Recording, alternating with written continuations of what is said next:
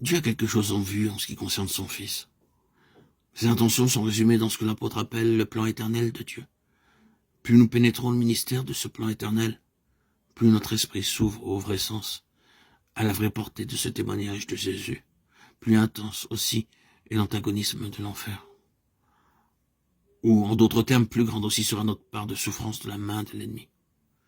Si vous n'avez qu'un discernement superficiel, une compréhension fragmentaire de ce qui est vraiment le témoignage de Jésus, et que vous preniez fait et cause pour ce témoignage au plus près de vos lumières, vous vous heurterez à une opposition qui sera proportionnelle à votre discernement.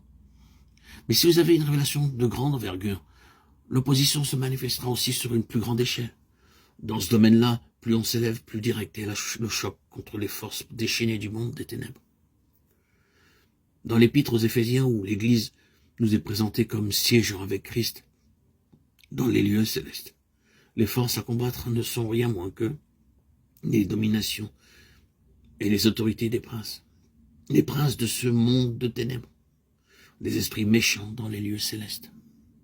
Ce seul fait explique bien des choses. Cette si vive réaction de l'enfer doit être considérée de deux points de vue différents. D'abord, du point de vue de l'antagonisme personnel de Satan.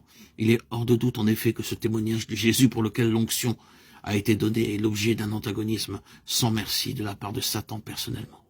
Il s'y livre tout entier avec toutes les ressources dont il dispose. C'est un fait qu'il faut savoir reconnaître. Mais il y a cet autre fait à considérer. Cet antagonisme n'existe et ne subsiste que parce que Dieu, dans sa souveraineté, le veut bien. Dieu est au-dessus de tout cela, au-dessus même de cet antagonisme. Cette permission de Dieu s'explique par le fait qu'il y a une relation étroite entre l'onction et la défaite finale de Satan.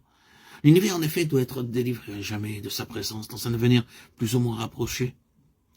Et quel va être l'agent déterminant de sa défaite? L'onction. C'est là, en définitive, le but de l'onction. Or, comment donc cette défaite pourrait-elle se consommer si Dieu ne laisse pas l'ennemi sortir de l'ombre et engager la bataille? Quelle fut l'attitude du Seigneur Jésus après son onction au Jourdain? S'aventura-t-il dans le désert de son propre chef pour rencontrer l'ennemi? Certainement pas. C'est le Saint-Esprit qui le conduisit au désert. Et dans quel but? Dans le but précisément de manifester grâce à l'onction qui reposait sur lui un triomphe absolu sur le chef du royaume des ténèbres. L'antagonisme de Satan est évident. Son animosité ne connaît point de limite. Mais l'onction divine dont le Seigneur Jésus est revêtu est une réalité qui surpasse tout ce que l'ennemi peut aligner de force adverse. La victoire est assurée. C'est revêtu de la puissance de l'Esprit que le Seigneur revient du désert. Nous pourrons dire, dans un sens, que c'est en vue de la lutte que nous sommes loin. Et cette onction, en vue de la lutte a pour objectif la défaite de l'ennemi. La liberté que Dieu lui laisse, il la lui laisse non pas pour nous exposer à la défaite. Non, ce n'est pas cela. Mais plutôt pour provoquer, au contraire, la défaite de Satan. N'est-ce pas merveilleux? Il est écrit de Pharaon, je t'ai suscité à dessein pour montrer en toi ma puissance, et afin que mon nom soit publié par toute la terre. Ainsi Dieu lui laisse en quelque sorte la bride sur le cou, simplement pour démontrer qu'il peut, lui, avoir raison de n'importe quel déchaînement de force adverse. Ce sont là des choses auxquelles nous ne pensons pas assez quand nous nous trouvons aux prises avec l'ennemi. Ne l'oublions pas. Si Dieu lui permet de concentrer son antagonisme sur l'onction qui est en nous, c'est simplement pour donner à cette onction l'occasion de triompher de Satan.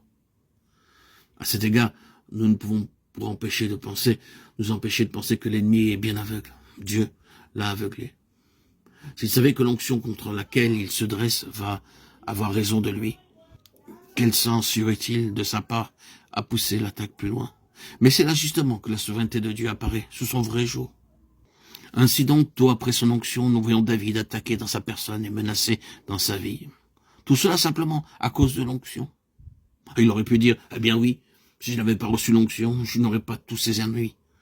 C'est à cause de cette onction que je me trouve plongé dans de telles difficultés.